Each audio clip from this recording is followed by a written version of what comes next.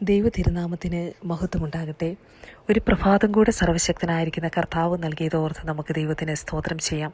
ഇന്നത്തെ പ്രഭാതത്തിലെ ചിന്തയ്ക്കായി ഉൽപ്പത്തി പുസ്തകം 31 അധ്യായത്തിൽ നിന്നാണ് നാം ഇന്ന് കർത്താവിൽ ശരണപ്പെട്ട് ചിന്തിക്കുവാനായിട്ട് ആഗ്രഹിക്കുന്നത്. 30 അധ്യായത്തിൻ്റെ അകത്ത് നമ്മൾ മനസ്സിലാക്കിയതായിരിക്കുന്ന കാര്യം, യാക്കോബ് തൻ്റെ അമ്മയുടെ സഹോദരനായ ലാബാൻ്റെ അടുക്കൽ എത്തിച്ചേരുന്നതും അവിടെ നിന്ന് ഒത്തിരി കഷ്ടപ്പാടുകളും ദുരിതങ്ങളും ഒക്കെ തനിക്ക് ജീവിതത്തിൻ്റെ അകത്ത് ഉണ്ടായെങ്കിലും ദൈവം അവനെ അവിടെ ധനവാനാക്കി തീർത്തു. ഒരു 20 സംവത്സരം അവിടെ ആയിരുന്നു എന്നും അതിനുശേഷം ഇങ്ങോട്ടുള്ളതായിരിക്കുന്ന ഭാഗങ്ങൾ നമ്മൾ വായിക്കുമ്പോൾ അവിടെ നിന്നൊരു പുറപ്പാട്, ലാബാൻ്റെ ഭവനത്തിൽ നിന്നുള്ള ഒരു പുറപ്പാടാണ് ഇന്ന് നമ്മൾ മുന്നോട്ടുള്ളതായിരിക്കുന്ന ഭാഗങ്ങളിൽ നമ്മൾ കാണുവാനായിട്ട് പോകുന്നത്. 31 അധ്യായം തുടങ്ങുമ്പോൾ തന്നെ നമുക്ക് മനസ്സിലാക്കാൻ പറ്റുന്നതായിരിക്കുന്ന ഒരു കാര്യം എന്ന് പറയുന്നത്, ഈ ലാബാൻ്റെ മക്കൾക്ക് ഒരു കാര്യം അവരുടെ ഉള്ളത്തിൽ തോന്നുകയാണ്. യാക്കോബ് ഈ അപ്പൻ്റെ വക ഉപയോഗിച്ചുകൊണ്ടാണ് അവൻ ഈ ധനമൊക്കെയും സമ്പാദിച്ചത്. മുന്നത്തെ അധ്യായത്തിൽ പറയുന്നുണ്ട് യാക്കോബ് മഹാധനവാനായി തീർന്നു എന്ന്. അപ്പോൾ തൻ്റെ അപ്പൻ്റെ വകയാണ് ഇത് എന്നുള്ളതായിരിക്കുന്ന ഒരു ചിന്ത ലാബാൻ്റെ മക്കൾക്കുണ്ടാകുന്നു. അത് കഴിഞ്ഞപ്പോൾ യാക്കോബിന് തന്നെ ഒരു കാര്യം മനസ്സിലാവുകയാണ്. ഈ യാക്കോബ് ലാബാൻ്റെ മുഖത്ത് നോക്കിയപ്പോൾ അത് തൻ്റെ നേരെ മുമ്പേ ഇരുന്നതായിരിക്കുന്ന ഒരു മുഖമല്ല എന്ന് കാണുവാനായിട്ട് കഴിയുകയാണ്. അപ്പോൾ ദൈവം യാക്കോബിനോട് പറയുന്നതായിരിക്കുന്ന ഒരു കാര്യമാണ് അവിടെ ശ്രദ്ധേയമായിരിക്കുന്ന ഒരു കാര്യം. താൻ നിന്നതായിരിക്കുന്ന യാക്കോബ് എന്ന് പറയുന്ന വ്യക്തി ഒരു ചതിയിലൂടെ സഹോദരനെ ചതിച്ച് മുന്നോട്ട് വന്ന വ്യക്തിയാണ്. ഒരു ചതിയൻ്റെ കയ്യിൽ തന്നെയാണ് ദൈവം യാക്കോബിനെ അവിടെ കൊണ്ടുവന്നത്. അവിടെ നിന്ന് ഒത്തിരി കാര്യങ്ങൾ യാക്കോബ് പഠിക്കുവാനായിട്ടൊക്കെ ഇടയായിത്തീർന്നു. അപ്പോൾ അവിടെ നിന്ന് ഇവനെക്കുറിച്ച് ഒരു ഇല്ലാത്ത കാര്യങ്ങൾ, അപ്പൻ്റെ എല്ലാം അവൻ ചതിച്ച് മേടിച്ചു എന്നുള്ളതായിരിക്കുന്ന ഒരു ചിന്താഗതിയോടെ ലാബാൻ്റെ മക്കൾ നോക്കുമ്പോൾ അവിടെ ദൈവം യാക്കോബിനോട് പറയുന്നതായിരിക്കുന്ന ഒരു കാര്യമാണ് അവിടെ ശ്രദ്ധേയമായിരിക്കുന്ന ഒരു കാര്യം. ദൈവം പറയുകയാണ്, നിന്റെ പിതാക്കന്മാരുടെ ദേശത്തേക്കും നിന്റെ ചാർച്ചക്കാരുടെ അടുക്കിലേക്കും മടങ്ങിപ്പോകാം, ഞാൻ നിന്നോട് കൂടെ ഇരിക്കും എന്ന് അരുളി ചെയ്തു. അപ്പോൾ സമയമായപ്പോൾ ദൈവം അവിടെ ഇടപെടുകയാണ്. ഇല്ലേ, എന്നും ഒരു ലാബാൻ്റെ കയ്യിൽ ദൈവം നമ്മളെ ഏൽപ്പിക്കത്തില്ല. നമ്മളെ പണിയുവാൻ തക്കവണ്ണം ഒരു പീരീഡ് ഓഫ് ടൈം ദൈവം ചില കാര്യങ്ങളെ ചെയ്യും. നമ്മുടെ സ്വഭാവങ്ങൾക്കനുസരിച്ച് നമ്മളെ മെരുക്കിയെടുക്കുവാൻ തക്കവണ്ണം ചില ലാബാന്മാർ നമ്മുടെ ജീവിതത്തിൻ്റെ അകത്ത് അതിൻ്റെ ഭാഗമായി തീരുന്നത് നമ്മൾ മനസ്സിലാക്കണം. നമ്മുടെ ജീവിതത്തിൻ്റെ അകത്ത് ചില വ്യക്തികളെയൊക്കെ ദൈവം ഉപയോഗിക്കുന്നു എന്നുള്ള കാര്യം, അല്ലേ, നമ്മളെ പണിതെടുക്കുവാൻ തക്കവണ്ണം നമ്മുടെ ജോലി സ്ഥലത്തായിരിക്കാം, നമ്മുടെ ഭവനത്തിനകത്തായിരിക്കാം. ഒരു കാര്യം നമ്മളെപ്പോഴും മനസ്സിലാക്കിയിരിക്കേണ്ടതായിരിക്കുന്ന ഒരു വിഷയമെന്ന് പറയുന്നത്, എൻ്റെ ജീവിതത്തെ പണിയുവാൻ, കാര്യം ഞാൻ ഇംപെർഫെക്റ്റ് ആണ്, എന്നെ ആ ഒരു ക്രിസ്തുവിൻ്റെ സ്വഭാവത്തോട് ചേർന്ന് ഇണക്കുവാൻ തക്കവണ്ണം ദൈവം എന്നെ പണിയുന്ന ദൈവമാണ്. ഹല്ലേലൂയ. ആ കുശവൻ്റെ കയ്യിലിരിക്കുന്ന കളിമൺ പാത്രം പോലെ ദൈവം നമ്മളെ പണിതെടുക്കും. അപ്പോൾ ആ പണിയലോട് കൂടെ ചേർന്ന് നിൽക്കുവാനാണ് ദൈവം നമ്മളെക്കുറിച്ച് ആഗ്രഹിക്കുന്നത്. ഇവിടെ ആ ഒരു പീരീഡ് ഓഫ് ടൈം കഴിഞ്ഞപ്പോൾ ദൈവം യാക്കോബിനോട് പറഞ്ഞു, ഇനി നീ നിൻ്റെ പിതാക്കന്മാരുടെ ദേശത്തേക്കും ചാർച്ചക്കാരുടെ അടുക്കലേക്കും ഒക്കെ മടങ്ങിപ്പോകുവാനായിട്ട് ദൈവം പറയുക. അപ്പോൾ യാക്കോബ് ആളയച്ച് റാഹേലിനെ വിളിപ്പിച്ചു. അങ്ങനെ വന്ന് അവരോട് പറയുന്നതായിരിക്കുന്ന ഒരു കാര്യമുണ്ട്, നിങ്ങളുടെ അപ്പൻ്റെ മുഖം എൻ്റെ നേരെ മുമ്പത്തെ പോലെയല്ല ഇപ്പോൾ ഇരിക്കുന്നത്. പക്ഷേ ഒരു കാര്യം എനിക്ക് ഉറപ്പാണ്, എങ്കിലും എൻ്റെ അപ്പൻ്റെ ദൈവം എന്നോട് കൂടെ ഉണ്ടായിരുന്നു. അല്ലേ, ആ പറയുന്നതായിരിക്കുന്ന പ്രസ്താവന വളരെ ശക്തമാണ്. അതായത് യാക്കോബിൻ്റെ അപ്പനായിരുന്ന ഇസഹാക്കിൻ്റെ ദൈവം, ഇസഹാക്കിൻ്റെ അപ്പനായിരുന്ന അബ്രഹാമിൻ്റെ ദൈവം, അല്ലെ, അബ്രഹാമിൻ്റെയും ഇസഹാക്കിൻ്റെയും യാക്കോബിൻ്റെയും ദൈവം എന്ന് നാം പറയുമ്പോൾ അവിടെ യാക്കോബ് പറയുന്ന ഒരു കാര്യമാണ്, നിങ്ങളുടെ അപ്പൻ്റെ മുഖം എൻ്റെ നേരെ മുമ്പത്തെ പോലെയല്ല, പക്ഷേ എൻ്റെ അപ്പൻ്റെ ദൈവം എന്നോട് കൂടെ ഉണ്ടായിരുന്നു. സാഹചര്യങ്ങൾ പ്രതികൂലമായപ്പോഴും ഞാൻ വിശ്വസിച്ച എൻ്റെ ദൈവം എൻ്റെ കൂടെ ഉണ്ടായിരുന്നു. ഹല്ലേലൂയ. എന്നിട്ട് പറയുന്നു, നിങ്ങളുടെ അപ്പനെ ഞാൻ എൻ്റെ സർവ്വബലത്തോടും കൂടെയാണ് സേവിച്ചത്, പക്ഷേ നിങ്ങളുടെ അപ്പൻ എന്നെ ചതിച്ചു, എൻ്റെ പ്രതിഫലം 10 പ്രാവശ്യം മാറ്റി, എങ്കിലും എന്നോട് ദോഷം ചെയ്യുവാൻ ദൈവം അവനെ സമ്മതിച്ചില്ല. എത്ര നല്ല പ്രസ്താവനയാണ് അവിടെ കാണുന്നത്, അല്ലേ. ഒത്തിരി ദോഷം നിരൂപിച്ചവരൊക്കെ ചുറ്റും നിന്നപ്പോഴും ആർക്കും ഒരു ദോഷവും ചെയ്യുവാൻ തക്കവണ്ണം ദൈവം അനുവദിക്കാതെ തൻ്റെ ഭക്തനെ സൂക്ഷിക്കുന്നതായിരിക്കുന്ന ഒരു ദൈവമുണ്ട്. മനുഷ്യൻ്റെ ഹൃദയത്തിൽ പല ആലോചനകളുമുണ്ട്, പക്ഷേ നമ്മുടെ ജീവിതത്തിൻ്റെ അകത്ത് പ്രിയമുള്ളവരെ ദൈവിക ആലോചനകൾ നിവൃത്തിയാകുവാനായിട്ട് ഇടയായിത്തീരും. പല ആവർത്തി യാക്കോബിനെ ചതിക്കുവാനായിട്ട് ഇടയായി തീർന്നു. തൻ്റെ ജീവിതത്തിനകത്തൊരു സൈഡിൽ ഫെയിലിയർ കിടക്കുമ്പോഴും 10 പ്രാവശ്യം പ്രതിഫലം മാറ്റി ദൈവം ചിലതൊക്കെ അനുവദിച്ചു. പക്ഷേ അവിടെ പറയുന്നുണ്ട് എങ്കിലും പ്രതിഫലം 10 പ്രാവശ്യം മാറ്റി, ചില നഷ്ടങ്ങൾ തൻ്റെ ജീവിതത്തിൽ വന്നു. പക്ഷേ എന്നോട് ദോഷം ചെയ്യുവാൻ ദൈവം അവനെ സമ്മതിച്ചില്ല. നമ്മുടെ ജീവിതത്തിൻ്റെ അകത്ത് പണി നടക്കുമ്പോൾ ചില തരത്തിലുള്ളതായിരിക്കുന്ന നഷ്ടങ്ങൾ നമ്മുടെ ജീവിതത്തിനകത്തേക്ക് കടന്നു വരാം, ചില പ്രതികൂലങ്ങൾ കടന്നു വരാം. പക്ഷേ ഒരു കാര്യം നമ്മൾ വിശ്വസിക്കേണ്ടതായിരിക്കുന്ന കാര്യം, എന്നോട് ദോഷം ചെയ്യുവാൻ ദൈവം അനുവദിക്കത്തില്ല. ഒരു വലിയ ദൈവിക സാന്നിധ്യം നമ്മുടെ ജീവിതത്തിൻ്റെ അകത്ത് അത് വെളിപ്പെടുവാനായിട്ട് ഇടയായിത്തീരും. താഴേക്ക് വായിക്കുമ്പോൾ നമുക്കറിയാം, ഒരു ആട്ടിൻകൂട്ടത്തെ ദൈവം അവിടെ വർദ്ധിപ്പിച്ചതായിരിക്കുന്ന ഒരു കാര്യം നമുക്ക് കാണുവാനായിട്ട് കഴിയും. ലാബാൻ 10 പ്രാവശ്യത്തോളം തൻ്റെ പ്രതിഫലം മാറ്റിയെങ്കിലും താഴേക്ക് യാക്കോബ് പറയുന്നതായിരിക്കുന്ന ഒരു കാര്യമുണ്ട്. അതിൻ്റെ 11-ാം വാക്യത്തിൽ ഇങ്ങനെ വായിക്കുന്നു: ദൈവത്തിൻ്റെ ദൂതൻ സ്വപ്നത്തിൽ എന്നോട് യാക്കോബെ എന്ന് വിളിച്ചു. ഞാൻ ഇതാ എന്ന് ഞാൻ പറഞ്ഞു. അപ്പോൾ അവൻ തല പൊക്കി നോക്കുക, ആടുകളുടെ മേൽ കയറുന്ന മുട്ടാടുകളൊക്കെയും വരയും പുള്ളിയും മറവുമുള്ളവയല്ലോ. ലാബാൻ നിന്നോട് ചെയ്തതൊക്കെയും ഞാൻ കണ്ടിരിക്കുന്നു. എന്നിട്ട് ദൈവം പറയുകയാണ്, ആ വ്യക്തി നിന്നോട് ചെയ്തത് എന്താണെന്ന് ഞാൻ കണ്ടിട്ടുണ്ട്, ഞാനാണ് നിനക്ക് പ്രതിഫലം നൽകുന്നത്. അവിടെ പറയുന്ന കാര്യം ഡയറക്റ്റായിട്ട് 10 പ്രാവശ്യം ലാബാൻ പ്രതിഫലം മാറ്റിക്കൊള്ളട്ടെ.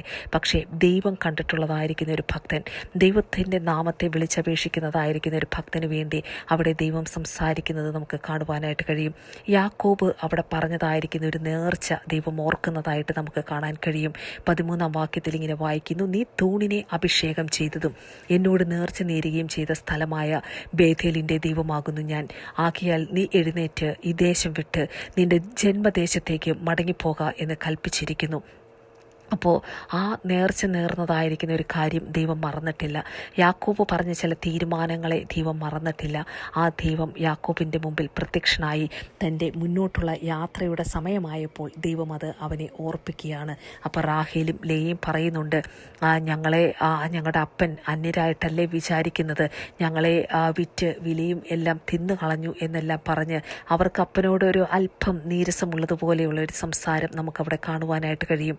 എന്നിട്ട് പറയുന്നുണ്ട്, ആകയാൽ ദൈവം നിന്നോട് കൽപ്പിച്ചതുപോലെയൊക്കെയും ചെയ്തു കൊള്ളുക എന്ന് പറഞ്ഞ് യാക്കോബ് അന്നേരം ഇവരുടെ വാക്കുകൾ കേട്ട് തൻ്റെ ഭാര്യമാരെയും പുത്രന്മാരെയും എല്ലാം ഒട്ടകപ്പുറത്ത് കയറ്റി പദ്ദൻആരാമിൽ സമ്പാദിച്ചതായിരിക്കുന്ന മൃഗസമ്പത്തൊക്കെയും ചേർത്തുകൊണ്ട് കനാൻ ദേശത്ത് തൻ്റെ അപ്പനായ ഇസഹാക്കിൻ്റെ അടുക്കിലേക്ക് പോകുവാനായിട്ട് പുറപ്പെടുകയാണ്. ഈ പുറപ്പെടുന്നതായിരിക്കുന്ന സമയത്ത് ലാബാൻ അവിടെ ഉണ്ടായിരുന്നില്ല. പക്ഷേ ആടുകളുടെ രോമം കത്രിപ്പാനായിട്ട് പോയിരിക്കുന്നതായിരിക്കുന്ന തൻ്റെ ഒരു ബിസിനസ്സിനോടുള്ള ബന്ധത്തിൽ താൻ പോയിരിക്കുന്നതായിരിക്കുന്ന സമയത്താണ് യാക്കോബ് തൻ്റെ ഭാര്യമാരോടും 11 മക്കളോടും ചേർന്ന് അവിടെ നിന്ന് ഇറങ്ങുന്നതെന്ന് നമുക്ക് കാണുവാനായിട്ട് കഴിയും. അപ്പോൾ റാഹേൽ ഒരു കാര്യം ചെയ്തു. റാഹേൽ തൻ്റെ അപ്പനുള്ള വിഗ്രഹങ്ങളെ മോഷ്ടിച്ചു എന്ന് കാണുവാനായിട്ട് കഴിയും. ഒരു വളരെ വലിയ പാപമാണ് റാഹേൽ അവിടെ ചെയ്യുന്നത്. വിഗ്രഹം മോഷ്ടിച്ച് തൻ്റെ കൈകളിൽ താൻ വെക്കുകയാണ്. അതാരും അറിയുന്നില്ല, അവൾ മാത്രമേ ആ വിഷയം അറിയുന്നുള്ളൂ. അപ്പോൾ ഇതെല്ലാം കഴിഞ്ഞ് യാക്കോബ് ഓടിപ്പോയി എന്നുള്ളത് ലാബാൻ വിഷയം അറിയുന്നു. ലാബാന് 3 ദിവസം കഴിഞ്ഞാണ് യാക്കോബ് ഓടിപ്പോയി എന്നുള്ളതായിരിക്കുന്ന വിഷയം ലാബാന് മനസ്സിലാവുന്നത്. അങ്ങനെ താഴേക്ക് വായിച്ചു കഴിയുമ്പോൾ നമുക്കറിയാം, ലാബാൻ ഈ യാക്കോബിനെ പിന്തുടരുകയാണ്. എന്നിട്ട് ഗിലെയാദ് പർവ്വതത്തിൽ അവനോട് ഒപ്പം എത്തുകയാണ്. അപ്പോൾ ദൈവം അവിടെ ചെയ്യുന്നതായിരിക്കുന്ന ഒരു ഇടപെടലുണ്ടല്ലേ, തൻ്റെ ഭക്തനായിരിക്കുന്ന യാക്കോബിനോട് ഒപ്പം തന്നെ ആക്രമിക്കാനായിട്ട് ശത്രു വരുന്നതായിരിക്കുന്ന സമയത്ത്, അല്ലെങ്കിൽ ഇവിടെ ലാബാൻ എന്ന് പറയുന്നത് ആ ഓടിപ്പോയത് വെറുതെ അനുവദിച്ച് ഓടിപ്പോകാൻ വിടുകയല്ല ആ വ്യക്തി ചെയ്ത്, പുറകെ വരുന്നതിനൊരു ഉദ്ദേശത്തോടെയാണ് ലാബാൻ വരുന്നത്. പക്ഷേ ആ ലാബാനോട് ദൈവം പ്രത്യക്ഷനാവുകയാണ്. ഈ വസ്തുതയ്ക്കകത്ത് ലാബാൻ്റെ ഈ പുറകെ വരുന്നതായിരിക്കുന്ന ലാബാന് വേണ്ടിയിട്ടോ അല്ലെങ്കിൽ ലാബാനോട് എതിരെ നിൽക്കാനോ യാക്കോബിനൊന്നും കഴിയാതിരിക്കുന്ന സാഹചര്യത്തിനകത്ത്, ഒരുപക്ഷെ യാക്കോബ് അറിയുന്നു പോലുമില്ലാത്ത സാഹചര്യത്തിനകത്ത് ദൈവം അവിടെ പ്രവർത്തിക്കുന്നത് നമുക്ക് കാണുവാനായിട്ട് കഴിയും. എത്ര സ്നേഹവാനായിരിക്കുന്ന കർത്താവ്, ഒരു വ്യക്തിക്ക് വേണ്ടി എത്രത്തോളമാണ് ദൈവം കൂടെ നിൽക്കുന്നത് എന്ന് ഈ യാക്കോബിൻ്റെ അനുഭവങ്ങളിലൂടെ നാം പഠിക്കുമ്പോൾ നമുക്ക് ആ ദൈവത്തിൻ്റെ വളരെ വലുതായിരിക്കുന്ന ഒരു തികഞ്ഞ സ്നേഹം നമുക്ക് മനസ്സിലാക്കുവാനായിട്ട് കഴിയും. എന്നിട്ട് ദൈവം പറയുകയാണ്, ലാബാൻ്റെ അടുക്കൽ വന്ന് ലാബാനോട് ദൈവം പറയുക, രാത്രിയിൽ ഒരു സ്വപ്നത്തിൽ ദൈവം സംസാരിക്കുകയാണ്, നീ യാക്കോബിനോട് ഗുണമെങ്കിലും ദോഷമെങ്കിലും പറയാതിരിപ്പാൻ സൂക്ഷിച്ചു കൊള്ളുക. അല്ലേ, ദൈവം അവിടെ ഒരു വാണിംഗ് ലാബാന് കൊടുത്തു. എന്നിട്ട് താഴെ വായിക്കുമ്പോൾ നമുക്ക് കാണാം, ലാബാൻ യാക്കോബിനോട് ഒപ്പമെത്തി എന്നിട്ട് പറയുകയാണ്, ലാബാൻ യാക്കോബിനോട് ഒരു കാര്യം പറയുന്നുണ്ട്, നീ എന്നെ ഒളിച്ച് പോയി കളഞ്ഞത് എന്തിനാ? എൻ്റെ മക്കളെ മര്യാദയ്ക്കൊന്ന് ചുംബിച്ച് യാത്ര അയപ്പാനായിട്ട് എനിക്ക് കഴിഞ്ഞില്ലല്ലോ. നീ വളരെ വലിയ ഭോഷത്വമാണ് പ്രവർത്തിച്ചിരിക്കുന്നത്. എന്നിട്ട് ലാബാൻ പറയുന്ന ഒരു കാര്യമുണ്ട്, നിങ്ങളോട് ദോഷം ചെയ്യുവാൻ എൻ്റെ പക്കൽ ശക്തിയുണ്ട്, എങ്കിലും നീ യാക്കോബിനോട് ഗുണമെങ്കിലും ദോഷമെങ്കിലും ചെയ്യാതിരിപ്പാൻ സൂക്ഷിച്ചു കൊള്ളുക എന്ന് നിങ്ങളുടെ പിതാവിൻ്റെ ദൈവം കഴിഞ്ഞ രാത്രി എന്നോട് കൽപ്പിച്ചിരിക്കുന്നു. എത്ര നല്ലതായിരിക്കുന്ന ഒരു സ്റ്റേറ്റ്മെൻറ്റാണ് പ്രിയമുള്ളവരെ നമുക്ക് ആ ഭാഗത്ത് കാണുവാനായിട്ട് കഴിയുന്നത്. ശത്രുവിന് നമ്മളോട് ദോഷം ചെയ്യുവാനായിട്ട് പ്രാപ്തിയുണ്ട് അല്ലേ. നമ്മുടെ പിന്നാലെ ഫോളോ ചെയ്യുന്നതായിരിക്കുന്ന ചിലത്, നമ്മളെ വിട്ടുപോകത്തില്ലെന്ന് പറയുന്നതായിരിക്കുന്ന ചിലതിന് നമ്മളോട് ദോഷം ചെയ്യുവാനൊക്കെ അതിൻ്റെ പക്കൽ ശക്തിയുണ്ട്. എങ്കിലും ദൈവം ചില വാണിങ്ങുകൾ കൊടുത്ത് അതിർവരമ്പുകളെ കൽപ്പിച്ച് ദൈവം നിർത്തിയിട്ടുണ്ട്. ആ ഭൂമിക്കും സമുദ്രത്തിനും അതിരിട്ട ദൈവം ഇത്രത്തോളേ വരാവുള്ളൂ എന്ന് പറഞ്ഞ് ആ തിരമാലയ്ക്കൊക്കെ അതിര് കൽപ്പിച്ചവനായിരിക്കുന്ന കർത്താവ് നമ്മുടെയും കർത്താവ്. ചിലതിനൊക്കെ അതിരുകളെ ദൈവം കൽപ്പിക്കും. അവിടെ പറയുന്നുണ്ട്, യാക്കോബിനോട് ഗുണമെങ്കിലും ദോഷമെങ്കിലും നീ ചെയ്യേണ്ട കാര്യം ഇത് രണ്ടും ചെയ്യുവാൻ, ഹല്ലേലൂയ, നമ്മളെ വഴികളിലൂടെ നടത്തുവാൻ ദൈവത്തിനാണ് അല്ലേ. നമുക്ക് ഒരു ദോഷം ദൈവം ഒരിക്കലും ചെയ്യത്തില്ല. നമ്മളെ ഗുണം പഠിപ്പിക്കുവാൻ വേണ്ടി ചില പരീക്ഷണങ്ങൾ അല്ലെങ്കിൽ നമ്മുടെ ജീവിതത്തിൻ്റെ അകത്ത് കടന്നു വരുവാനായിട്ടിടയെ തീരും. ചില ടെസ്റ്റുകളിലൂടെ ദൈവം നമ്മളെ കടത്തിവിടും. പക്ഷേയെങ്കിലും അത് ഗുണത്തിന് മാത്രമാണ്. നമ്മുടെ ജീവിതത്തിനകത്ത് ദൈവം ഒരു ദോഷവും ദൈവം ചെയ്യത്തില്ല. പക്ഷെ ഗുണമെങ്കിലും ദോഷമെങ്കിലും ചെയ്യുവാനായിട്ട് ശത്രുവിന് കഴിയും എങ്കിലും, ഹല്ലേലൂയ, നമ്മുടെ പിന്നാലെ വരുന്നവർക്ക് കഴിയുമെങ്കിലും ദൈവം അവിടെ പറയുകയാണ്, നീ ഇത് രണ്ടും ചെയ്യാതെ നീ സൂക്ഷിച്ചു കൊള്ളുക. നിങ്ങളുടെ പിതാവിൻ്റെ ദൈവം എന്നോട് ഇങ്ങനെ കഴിഞ്ഞ രാത്രി സംസാരിച്ചു അല്ലേ. അപ്പോൾ ആ തലമുറയായി സങ്കേതമായിരിക്കുന്ന ദൈവം, ആ യാക്കോബിൻ്റെ ദൈവം നമ്മുടെയും ദൈവമായിരിക്കുന്നു എന്നുള്ളത് കൊണ്ട് നമുക്ക് ദൈവത്തിന് സ്തോത്രം ചെയ്യാം. എന്നിട്ട് ലാബാൻ ചോദിക്കുന്ന ഒരു കാര്യമുണ്ട്, എൻ്റെ ദേവന്മാരെ എന്തിനാണ് മോഷ്ടിച്ചത്? അപ്പോൾ പറയുന്നുണ്ട്, യാക്കോബ് എടുത്ത വായിൽ ഒരു വാക്ക് പറയുന്നുണ്ട്, എന്നാൽ നീ ആരുടെയെങ്കിലും പക്കൽ നിന്റെ ദേവന്മാരെ കണ്ടാൽ അവൻ ജീവനോടെ ഇരിക്കരുത്. പക്ഷേ ഈ സമയത്ത് യാക്കോബ് പറയുന്നില്ല, റാഹേലാണ് ഈ വിഗ്രഹം മോഷ്ടിച്ചിരിക്കുന്നത്, തൻ്റെ സ്വന്തം ഭാര്യയാണ്, താൻ ഏറ്റവും സ്നേഹിക്കുന്നതായിരിക്കുന്ന ഭാര്യയുടെ കയ്യിലാണ് ഈ വിഗ്രഹം ഇരിക്കുന്നത് എന്ന് ഈ മനുഷ്യൻ, ഈ യാക്കോബ് ഈ കാര്യം അറിയുന്നില്ല. ലാബാൻ എല്ലാം അവരുടെ ഭാണ്ഡങ്ങളെല്ലാം തപ്പി നോക്കി, എവിടെയെങ്കിലും വിഗ്രഹമുണ്ടോ എന്നറിയുവാനായിട്ട് നോക്കി. ലേയയെ നോക്കി, അവിടെ ഉള്ളതായിരിക്കുന്ന ദാസിമാരുടെ കൂടാരത്തിലൊക്കെ ചെന്ന് നോക്കി, അവിടെ ഒന്നും വിഗ്രഹം കണ്ടില്ല. എന്നാൽ റാഹേലിൻ്റെ കൂടാരത്തിനകത്തെത്തിയപ്പോൾ അവിടെ വചനത്തിൽ ഇങ്ങനെ വായിക്കുന്നു, റാഹേൽ വിഗ്രഹങ്ങളെ എടുത്ത് ഒട്ടകക്കോപ്പിനകത്ത് ഇട്ട് അതിൻ്റെ മേലെ കയറി അവൾ ഇരുന്നു. എന്നിട്ട് ലാബാൻ കൂടാരത്തിലൊക്കെയും തിരിഞ്ഞു നോക്കി, അത് കണ്ടില്ല. അപ്പോൾ അവൾ പറയുന്നുണ്ട്, അപ്പനോട് പറയുക, യജമാനനെ കോപിക്കരുത്, നിൻ്റെ മുമ്പാകെ എഴുന്നേൽപ്പാൻ എനിക്ക് കഴിയില്ല, സ്ത്രീകൾക്കുള്ള മുറ എനിക്ക് വന്നിരിക്കുന്നു എന്ന് പറഞ്ഞു. അങ്ങനെ അവളൊരു വളരെ വലിയൊരു എക്സ്ക്യൂസൊക്കെ പറഞ്ഞ് ആ വിഗ്രഹം എടുത്തു എന്നുള്ളത് മാത്രമല്ല, അത് ഹോൾഡ് ചെയ്തു. ആ സമയത്ത് യാക്കോബിൻ്റെ വായിൽ നിന്നൊരു വാക്ക് വായിൽ നിന്ന് പുറത്തു വന്നു, ഇതാരെങ്കിലും എടുത്തിട്ടുണ്ടെങ്കിൽ അവൻ ജീവനോടെ ഇരിക്കരുത്. ഇല്ല, ഈ വാക്കുകൾ അറം പറ്റുക എന്ന് പറയുന്നത് പോലെ നിൻ്റെ വായിൽ നിന്ന് പുറപ്പെടുന്നതായിരിക്കുന്ന വാക്കുകൾക്ക് അത് ജീവനുമുണ്ട്, അത് മരണത്തെയും കൊണ്ടുവരുമെന്നുമൊക്കെ വചനം പറയുമ്പോൾ അത് വെറുതെ അല്ല എന്നുള്ളത് നമ്മൾ വളരെ ശ്രദ്ധയോടെ ഈ ഭാഗത്ത് മനസ്സിലാക്കേണ്ടതായിരിക്കുന്ന കാര്യമുണ്ട്. യാക്കോബിൻ്റെ വായിൽ നിന്ന് ഈ കാര്യം വന്നു. അടുത്ത മുന്നോട്ടുള്ളതായിരിക്കുന്ന ഭാഗങ്ങൾ വായിക്കുമ്പോൾ നമ്മൾക്ക് കാണുവാനായിട്ട് കഴിയും, ആ ബെഞ്ചമിനെ പ്രസവിക്കുന്നതായിരിക്കുന്ന ആ സമയത്തോടൊക്കെ ഉള്ള ബന്ധത്തിൽ റാഹേലിൻ്റെ മരണമെല്ലാം സംഭവിക്കുന്നത് നമുക്ക് കാണുവാനായിട്ട് കഴിയും. ഇതെങ്ങനെയാണ് ഈ മരണം അവളുടെ ജീവിതത്തിൽ കടന്നു വന്നത് എന്ന് ചോദിച്ചു കഴിഞ്ഞാൽ അത് റാഹേലിൻ്റെ ഒരു പാപമായിരുന്നു എന്ന് നമുക്ക് കാണാനായിട്ട് കഴിയും. അത് യാക്കോബിൻ്റെ വായിൽ നിന്ന് ചില വാക്കുകളായിരുന്നു എന്ന് നമുക്ക് കാണുവാനായിട്ട് കഴിയും. അല്ലേ പ്രിയമുള്ളവരെ, വളരെ ഭയത്തോടെ വേണം നമ്മൾ ഈ വാക്കുകൾ ഉപയോഗിക്കുവാൻ. നമ്മൾ വളരെ ഭയത്തോടെ വേണം ദൈവത്തിൻ്റെ സന്നിധിയിലായിരിക്കുവാൻ എന്നുള്ളത് നമ്മൾ ഈ ഭാഗങ്ങളെല്ലാം വായിക്കുമ്പോൾ നമ്മൾക്കത് കൂടുതൽ പഠിക്കുവാനായിട്ട് ഇടയായി തീരും. നമ്മൾ മുന്നോട്ട് വരുമ്പോൾ അതിനെക്കുറിച്ച് കൂടുതൽ പഠിക്കുവാൻ ദൈവത്തിൻ്റെ പരിശുദ്ധാത്മാവ് നമ്മളെ സഹായിക്കട്ടെ. അത് കഴിഞ്ഞ് താഴേക്ക് വന്നു കഴിയുമ്പോൾ ലാബാൻ്റെ അടുക്കൽ അല്പം കോപിഷ്ഠനായിട്ട് യാക്കോബ് സംസാരിക്കുന്നത് കാണുവാനായിട്ട് കഴിയും.